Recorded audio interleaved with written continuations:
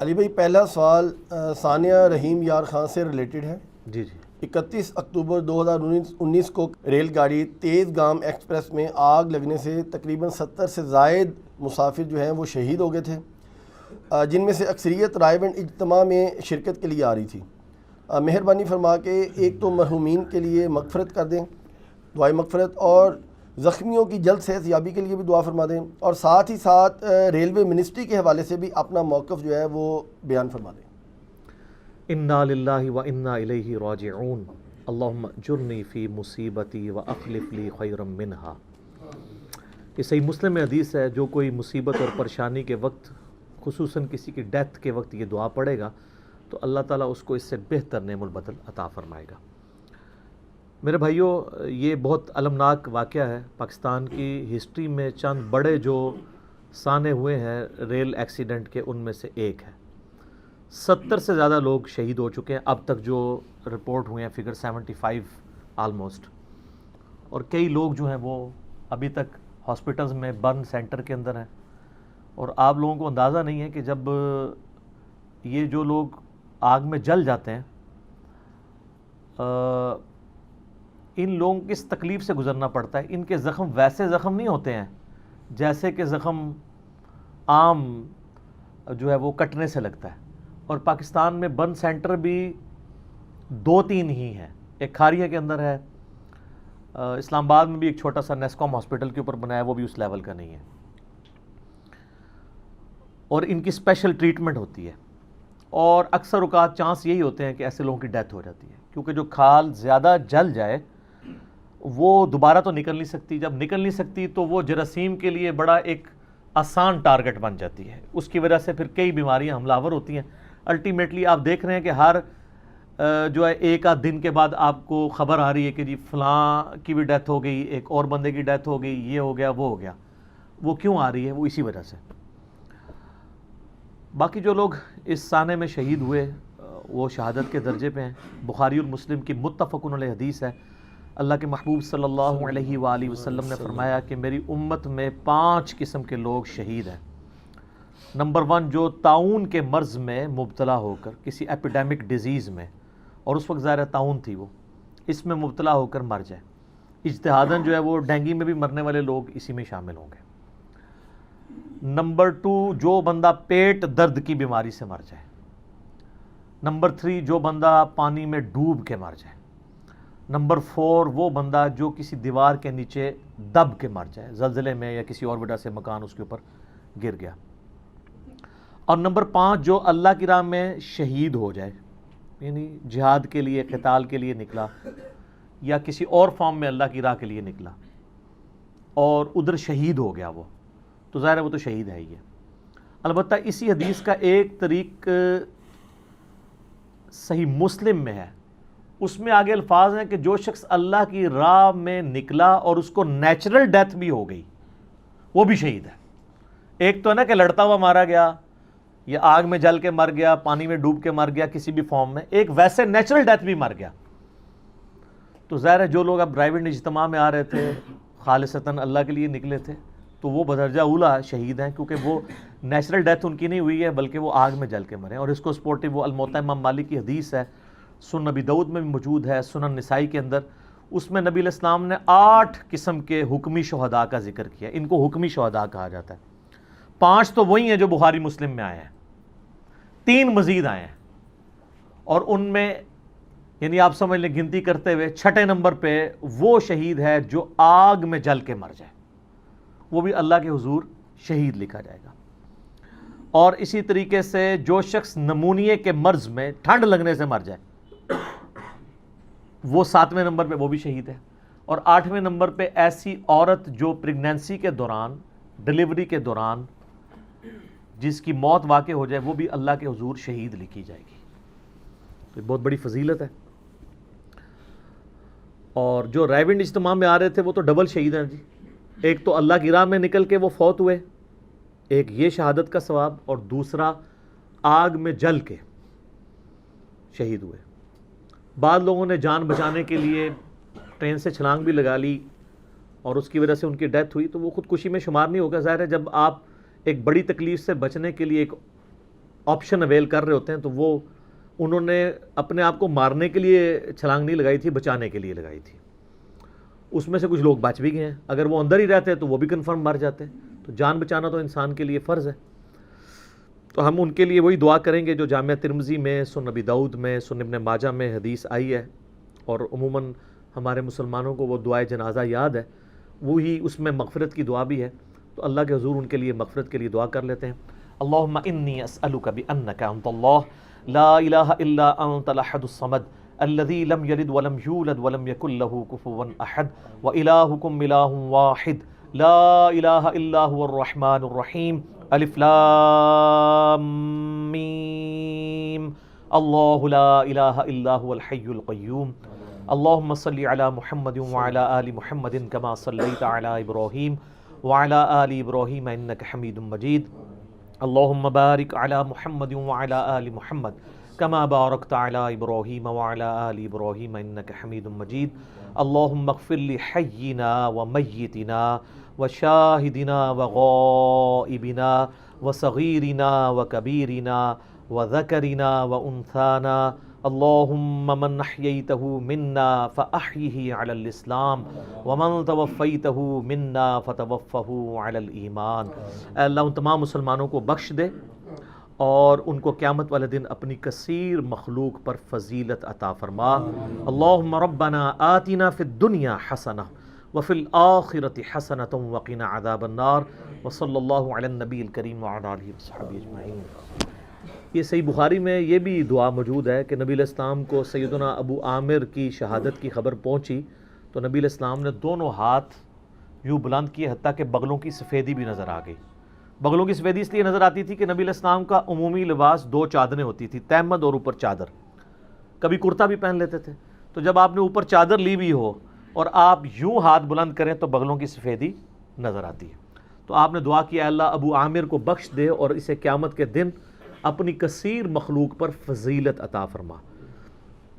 تو یہ جو اہل حدیث تھوڑے سے ریجڈ ہوئے ہیں نا دعا کے معاملے میں، وہ باقی جو فاتحہ اور قرآن خوانی پڑھ کے بخشنا ظاہر ہے وہ تو بدعت ہے، لیکن میت کے لیے دعا کر سکتے ہیں، بلکہ سنت ہے، کرنی چاہیے. تو یہ میں نے ایک آپ کو چھوٹا سا شرعی مسئلہ بھی اس حوالے سے بیان کر دیا. باقی اب آ جائیں ذرا ریلوے منسٹری کی طرف، گورنمنٹ کی طرف. آپ دیکھیں ان لوگوں نے اناؤنسمنٹ کی ہے کہ جی ہم جو مر گئے ہیں ان کے لواحقین کو 15-15 لاکھ اور زخمیوں کو 5-5 لاکھ دیں گے. کہانی ہے یہ 15 لاکھ ان کی دیت بنتی نہیں ہے. یہ گورنمنٹ کی رسپانسبلٹی ہے، گورنمنٹ کی نااہلی کی وجہ سے یہ حادثہ رونما ہوا ہے. گورنمنٹ کا کام ہے پوری دیت دے لواحقین کو. دیت یہ بنتی ہے جو سنن ابی داؤد میں صحیح حدیث ہے کہ ایک مؤمن کی قتل کی دیت 100 اونٹ ہے. بالکل ماٹھا سا اونٹ بھی ہو نا جی، گیا گزرا، لاکھ روپے کا تو ہوتا ہے. کم از کم 1 کروڑ روپیہ کم از کم دیت بنتی ہے ایک بندے کی. یہ 15 لاکھ دے کے تو انہوں نے جان چڑھا لی. اور جہاں ان کی جان پھنسی ہوئی تھی سائیوال انسیڈنٹ میں، وہاں انہوں نے 15-15 لاکھ کے 3 چیک نہیں دیے ہیں، 3 کروڑ روپیہ دیا ہے. وہ کیوں دیا ہے؟ جان پھنسی ہوئی تھی، وہ پبلکلی ایک ہائی لائٹ ہو گئی تھی چیز. یہاں یہ پکڑ کے مسافروں کے اوپر ڈال رہے ہیں. تو یہ کم از کم ان کو دیت 1 کروڑ ایک مسافر کے لواحقین کو دینی پڑے گی شرعی اعتبار سے. باقی مجرم اس میں حکومت ہی ہے.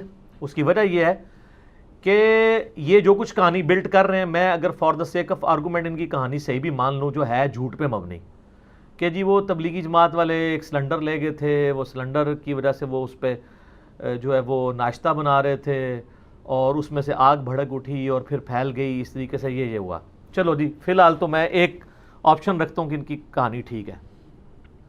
یہ ریل کے ڈبوں میں سلنڈر یا تیل والے چولہے لے جانے سے روکنا، یہ پیسنجر کی ذمہ داری ہے، پیسنجرز کی، یا حکومت وقت اور ریلوے منسٹری کی؟ حکومت وقت اور ریلوے منسٹری. کل کو کوئی بندہ بم لے کے چلا جائے گا اور 50 بندے ساتھ اڑ جائیں گے تو کہیں گے یہ تو پیسنجر بم لے گیا تھا، ہماری تو کوئی ذمہ داری نہیں ہے، تو پیسنجر کے اوپر مقدمہ دائر کیا جائے.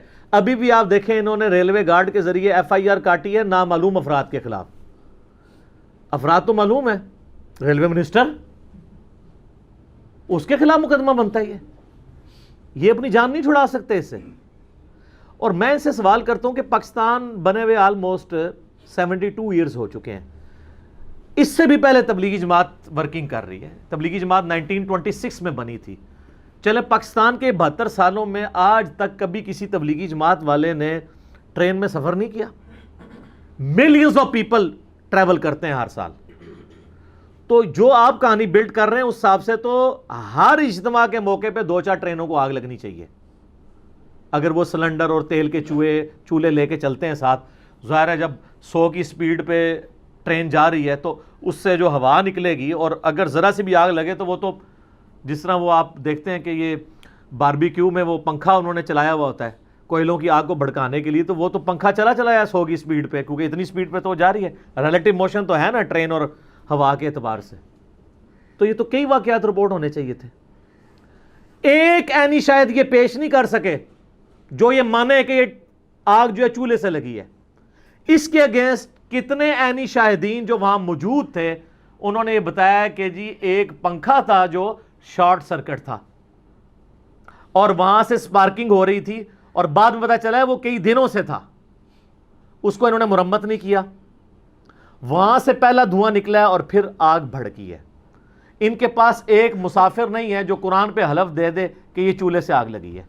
یہ کون کہہ رہا ہے؟ وہ گاڑی کا گارڈ کہہ رہا ہے. خواجہ دا گواہ ڈڈو اس کو پنجابی میں کہا جاتا ہے. خود ہی گواہ بنے ہوئے ہیں. اور جو اینی شاہدین میں نے دیکھا ہے کئی ایک چینلز کے اوپر وہ کہہ رہے ہیں کہ جی پنکھا شارٹ سرکٹ تھا, اس کی وجہ سے آگ پھیلی آگے. اور وہ پھر بعد میں کہہ رہے ہیں جی کوئی کہہ رہے ہیں زنجیر کام نہیں کر رہی تھی. زنجیر کر رہی تھی نہیں کر رہی تھی, علیحدہ بات. اینڈ رزلٹ یہ ہے کہ یہ اس کی دیت گورنمنٹ کے ذمہ ہے. اور میں پرائم منسٹر سے ریکویسٹ کروں گا اس معاملے کو ہلکا نہ لیں. قیامت والے دن آپ کی پوچھ ہوگی. بخاری اور مسلم کی متفقن علیہ حدیث ہے قیامت والے دن سب سے پہلے قتل کے مقدمے کا فیصلہ ہوگا. سب سے پہلے. ابو داؤد میں حدیث ہے کہ سب سے پہلے نماز کے بارے میں سوال ہوگا. تطبیق اس کی آپٹیمل سولوشن یہ ہے کہ انڈیویجول جو اعمال ہیں حقوق اللہ میں سے ان میں سے پہلا سوال نماز کے بارے میں, اور حقوق العباد سے ریلیٹڈ جو معاشرے سے ریلیٹڈ چیزیں ہیں ان میں پہلا سوال قتل کے مقدمے پہ ہوگا. اور قتل کے مقدمے والی حدیث تو بخاری مسلم میں ہے. اور سنن ابی داؤد میں جامعہ ترمذی میں حدیث موجود ہے کہ نبی علیہ السلام نے فرمایا کہ قیامت والے دن مقتول اپنے قاتل کو پیشانی کے بالوں سے پکڑ کے گھسیٹتا ہوا اللہ کے عرش کے قریب پہنچ جائے گا اور کہے گا یا اللہ مجھے آج بدلہ دلوا, اس شخص نے میری زندگی مجھ سے کیوں چھینی تھی. اور اسی میں آگے الفاظ ہیں سنن نسائی کے اندر کہ وہ صحابی کہتے ہیں حکمرانوں اللہ سے ڈرو اور لوگوں کے قتل کے اوپر ایک دوسرے کی اعانت مدد مت کرو. یہ حکمرانوں کے بارے میں حدیث ہے. صحیح مسلم میں حدیث ہے بدترین گڈریا وہ ہے جو کسی قوم کا حاکم ہو اور وہ گڈریا اور ان کے اوپر ظلم کرتا ہو. اور بخاری مسلم میں حدیث ہے تم میں سے ہر ایک شخص نگہبان ہے اور اس سے اس کی رعیت کے بارے میں پوچھا جائے گا. پھر آپ علیہ السلام نے فرمایا ساتھ کہ ایک جو مرد ہے وہ اپنے بیوی بچوں کے اوپر حاکم ہے, اس سے پوچھا جائے گا ان کے ساتھ اس نے سلوک کیا یا نہیں. اور ایک حاکم جو ہے اپنی رعایا کے اوپر جو ہے وہ مسئول ہے, اس سے سوال ہوگا قیامت والے دن. انہوں نے ہلکا سمجھا ہوا. جامع ترمذی اور سنن ابن ماجہ میں حدیث ہے موقوفاً کہ کعبے کی حرمت سے بڑھ کر حرمت ایک مسلمان کی ہے. اور ترمذی ابو داؤد میں حدیث ہے کہ اگر کوئی شخص پوری دنیا کو تباہ و برباد کر دے انکلوڈنگ کعبہ اور باقی ساری چیزیں بھی, یہ اللہ کے نزدیک چھوٹا جرم ہے اور ایک مسلمان کا قتل بڑا جرم ہے.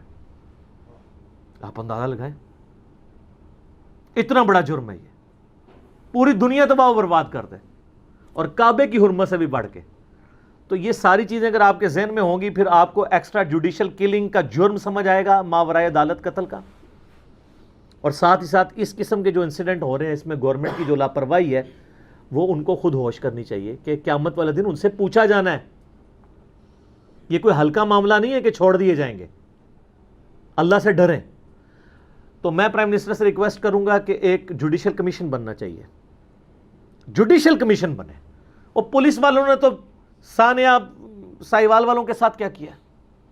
جوڈیشل کمیشن بنے جس میں سول سوسائٹی سے لوگ لیے جائیں, پولیٹیکل جماعتوں سے لیے جائیں اور ایکسپرٹس بھی لیے جائیں, پولیس کے لوگ بھی لے لیے جائیں, جوڈیشری کے بھی, سب مکس ہوں.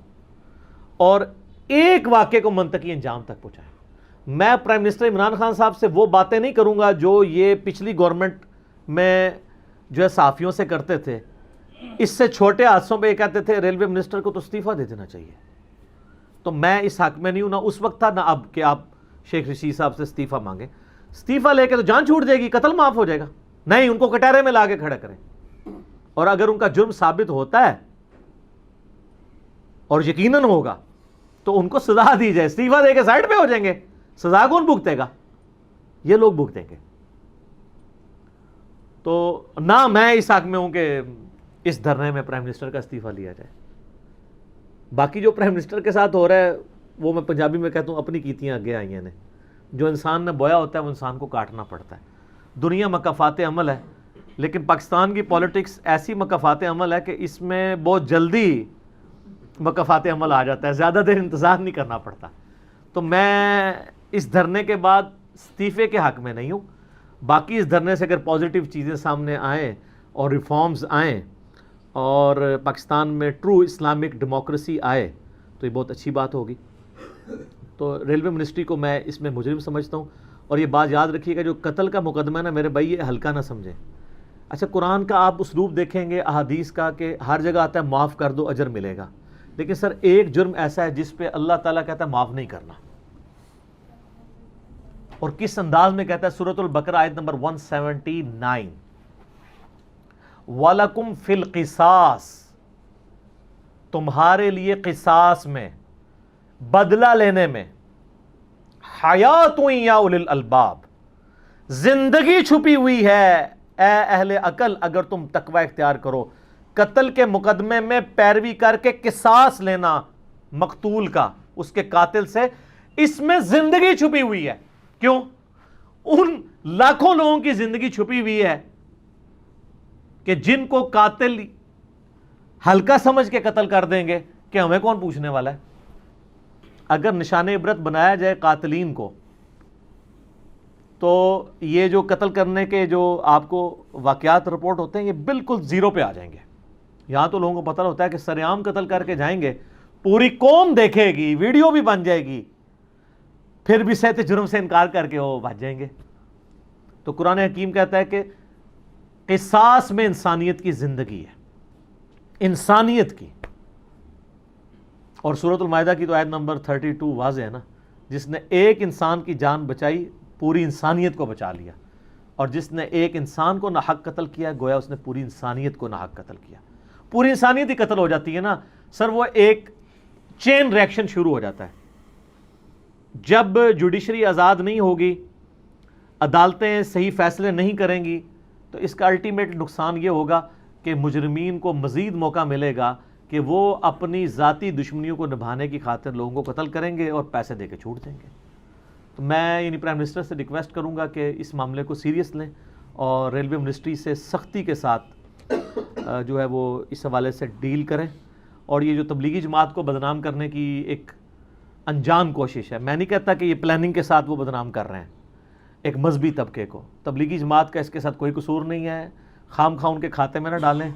اور اب لوگ ظاہر باتیں کر رہے ہیں، یہ دیکھیں جی اتنی کون سی آگ لگی ہوئی تھی، ناشتہ اسٹیشن سے اتر کے کر لیتے، اتنے بندے مروا دیے، یہ کر دیے. اور اس کہانی کے پیچھے ان کی اپنی کمزوریاں شارٹ سرکٹ والی چھپ گئی ہوئی ہیں. تو پاکستان کا یہ المیہ ہے کہ یہاں فرنٹ پہ کہانی کچھ اور ہوتی ہے اور بیک پہ کچھ اور ہوتی ہے. تو اس لیے میں اسٹرانگلی کنڈیم کرتا ہوں اور اس بات پہ یہ معافی مانگے، اور یہ اپنے لوگوں کے بیانات نہیں، عینی شاہدین کے بیانات کو لیں اور جو صحیح بات ہے اس کو ایڈریس کریں. یہ بعد میں آئے دن آپ یہ چیزیں، میں خود ٹرین میں سفر کرتا ہوں جب مجھے سفر کرنا پڑے، بہت کم ہی، ظاہر فیملی کے ساتھ سفر کرنے کے لیے ایک سستا اور معیاری اور ایک سیف ذریعہ ہے ٹرین کا سفر. تو آپ ذرا امیجن کریں کہ آپ کے ساتھ آپ کے گھر والے ہوں اور یہ صورتحال ہو. میں تو یقین کریں اس واقعے کے بعد نہ یہ امیجن کر رہا تھا کہ میں اس اے سی کے ڈبے میں بیٹھا ہوں، میرے ساتھ میرے بیوی بچے ہیں اور اچانک آگ لگ جاتی ہے، تو میں اپنی جان کیسے، اپنے بچوں کی اور بیوی کی جان کیسے بچاؤں گا اور اپنی کیسے بچاؤں گا. سر سوشل میڈیا کے اوپر وہ ویڈیوز آئی ہوئی ہیں، پورے لوگ کوئلہ بنے ہوئے ہیں. وہ یقین کریں دیکھا نہیں جاتا، کوئی بندہ سیٹ پہ بیٹھا وہیں بیٹھا کوئلہ بن چکا ہے. اور یہ وہ لوگ ہیں جو گھر سے اپنی بیوی بچوں کو چھوڑ کے آئے ہیں، ہنستا بستا گھر چھوڑ کے آئے ہیں، اور ان کو تو یعنی ان کے تو لوائقین کو کسی نے پوچھنا بھی نہیں ہے، اور 15 لاکھ دے کے فارغ کر رہے ہیں۔ ایک بندے کے گھر کا کفیل چھن گیا اور آپ 15 لاکھ کے اوپر اس کو فارغ کر رہے ہیں۔ 1 کروڑ کم از کم بنتا ہے دیت۔ سنن ابی داؤد میں صحیح سند کے ساتھ یہ حدیث موجود ہے کہ 1 کروڑ دیت بنے گی، 100 اونٹ۔ اور آخر میں ایک حدیث اس حوالے سے یعنی کریٹیکل حدیث ہے جو قتل ناحق کے حوالے سے، سنن ابی داؤد میں حدیث ہے، نبی علیہ السلام نے فرمایا کہ اللہ تعالیٰ قیامت والے دن یا تو شرک معاف نہیں کرے گا یا پھر کسی مؤمن کا قتل ناحق معاف نہیں کرے گا، اس کے علاوہ جتنے گناہ ہیں جس کے لیے چاہے گا معاف کر دے گا۔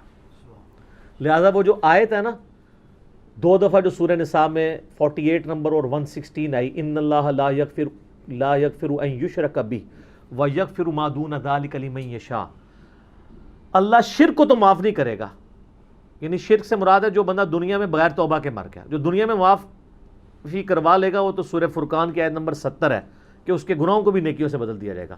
یعنی اللہ کے حضور اس حال میں پیش ہوا کہ دنیا میں اس نے شرک سے توبہ نہیں کی ہوئی تھی، تو اس کو تو اللہ کبھی بھی معاف نہیں کرے گا، اور اس کے علاوہ ہر گناہ معاف کر دے گا لمن یشاء، جس کے لیے چاہے گا۔ اچھا اس میں اب سمجھ نہیں آتی تھی کہ وہ کون سا گناہ ہے شرک کے علاوہ بھی کہ جو ناقابل معافی ہے، کیونکہ لمن یشاء تو کہہ رہا ہے جس کے لیے چاہے گا، تو اس کا کیا مطلب ہے جس کے نہیں چاہے گا نہیں معاف کرے گا؟ وہ سنن ابی داؤد میں حدیث ہے قتل ناحق ہے۔ تو اس میں یہ لوگ یعنی حکومت وقت ریلوے کی منسٹری جو ہے وہ شامل ہے، اور کس ڈٹائی کے ساتھ آ کے جھوٹ بولتے ہیں میڈیا کے اوپر۔ انہوں نے یعنی مر کے اپنی قبر میں نہیں جانا، ان کے اپنے بچوں کے ساتھ، بیویوں کے ساتھ، بھائیوں کے ساتھ، ماں باپ کے ساتھ یہ کچھ ہونا پھر پتہ چلتا ہے۔ جب تک اپوزیشن میں بیٹھے ہوتے ہیں اس وقت ماشاءاللہ لگ رہا ہوتا ہے کہ پورے دین کے اوپر یہی لوگ چلنے والے ہیں، جب حکومت پہ آ کے بیٹھ جاتے ہیں تو ان کو اپنے پرانے بیانات بھی بھول جاتے ہیں، اور پھر آگے ڈٹائی سے کہہ رہے ہیں کہ جی سب سے کم حادثات میرے دور میں ہوئے ہیں، اور اس 1.25 سال کے اندر 80 سے زیادہ حادثات ہو چکے ہیں۔ یہ بھی جھوٹ بولا ہے۔ سر آج کل تو آپ کی اپنی ویڈیوز آپ کو ہانٹ کریں گی، میں پرائم منسٹر صاحب سے بھی ریکویسٹ کرتا ہوں اور باقی لوگوں سے بھی کہ جو باتیں آپ نے اب کہہ رہے ہیں یا پہلے کہی ہوئی ہیں یہ آپ کو ہانٹ کرتی رہیں گی، کیونکہ یوٹیوب سے ڈیلیٹ نہیں ہوں گی۔ پہلے تو ہوتا تھا لوگوں کے دماغوں سے بات بھول جاتے تھے، ٹھیک ہے، اب کیا ہوتا ہے کہ لوگ بھولے بھی ہوتے ہیں نا، میڈیا اینڈ ٹائم پہ وہ ویڈیو لے آتا ہے پرانی، پھر لوگ کیا کہتے ہیں یار دیکھو یار پہلے یہ کیا کہتا تھا اب یہ کیا کہہ رہا ہے، اپنی باری آئی ہے تو یہ ویڈیوز کی برکت ہے، یوٹیوب حافظہ اللہ تعالی، وہ واٹس ایپ دامت برکاتہم عالیہ، وہ فیس بک مدّ ذلہ، اس کی برکت سے انشاءاللہ یہ آپ کو ساری چیزیں ہانٹ کریں گی، اور ابھی جو آخرت کا عذاب ہے وہ باقی ہے۔ اللہم اجرنا من النار، اللہم اجرنا من النار، اللہم اجرنا من النار، آمین ثم آمین۔ ٹھیک ہو گیا جی؟ یہاں پہ میں ضمناً ایک چھوٹی سی بات عرض کروں گا کہ جو 15 لاکھ روپے آپ نے کہا ہے کہ دیت دی جا رہی ہے، اس کے حوالے سے بھی یہ ہے کہ بیسیکلی جو ریلوے کی ٹکٹ ہے، جس طرح ڈیوو کی ٹکٹ ہے، اس کے اندر بائی ڈیفالٹ جو ہے وہ انشورنس ہوتی ہے، تو یہ بیسیکلی جو 15 لاکھ روپے ہے یہ انشورنس کی ہی کمپنی کی طرف سے دیا جائے گا، یہ گورنمنٹ خود سے نہیں دے رہی۔ چلے 15 لاکھ وہ دے رہے ہیں نا، تو باقی کا 85 لاکھ گورنمنٹ دے دے۔ بالکل ہاں، ہم نے تو صحیح بات بتانی جو شرعی بات ہے، کیونکہ اسلامی جمہوریہ پاکستان ہے نا، ٹھیک ہے نا، یہ کوئی مذہبی کارڈ نہیں ہے، یہ جو تماشا بنایا ہوا ہے جی مذہبی کارڈ، بھائی جو چیز ہمارے آئین میں لکھی ہوئی ہے اس کو آپ مذہبی کارڈ کہہ کے ریجیکٹ نہیں کر سکتے، وہ آئین پاکستان ہے، اور اگر کوئی شخص یہ کہتا ہے میں آئین پاکستان کو نہیں مانتا تو سر پھر اس کو پاکستان میں رہنے کا حق حاصل نہیں ہے، چاہے وہ کسی پولیٹیکل جماعت سے تعلق رکھتا ہے یا کسی ریاستی ادارے سے تعلق رکھتا ہے، اور وہ یہ سمجھتا ہے کہ آئین سے ماورا کوئی میں پاکستان کا وسیع تر مفاد سمجھتا ہوں، تو اس کو پہلے پاکستان سے باہر نکلنا ہوگا، وہ پاکستان کی شریعت اپنی کینسل کروائے۔ تو یہ مذہبی کارڈ کو نا، اس کو مذہبی کارڈ نہ کہا جائے۔ اگر قادیانیت کے ایشو کے اوپر کوئی بندہ بات کرتا ہے، یہ مذہبی کارڈ نہیں ہے، قادیانی ہمارے آئین کے اندر کافر قرار دیے گئے ہیں۔ باقی آپ کو پتہ ہے میں سب سے زیادہ اس چیز کے مخالف ہوں کہ پرسیکیوشن نہیں ہونی چاہیے، ان کو قتل و غارت والا معاملہ نہ کریں، ان کے ساتھ علمی ڈیبیٹس کر کے ان کی آنے والی نسلوں کو اسلام کے اندر داخل کرنے کی کوشش کریں، وہ الگ اپنی جگہ۔ لیکن جب اس طرح کے معاملات اٹھتے ہیں تو فوراً مذہبی کارڈ کہہ کے اس کو ریجیکٹ نہیں کرنا چاہیے، بلکہ جو چیز آئین کے اندر ہے وہ مذہبی کارڈ نہیں، وہ ہمارے آئین پاکستان کا حصہ ہے، اور ہر شہری کی یہ حق ہے کہ وہ اپنا پوائنٹ آف ویو بیان کر سکتا ہے. ٹھیک ہو گیا.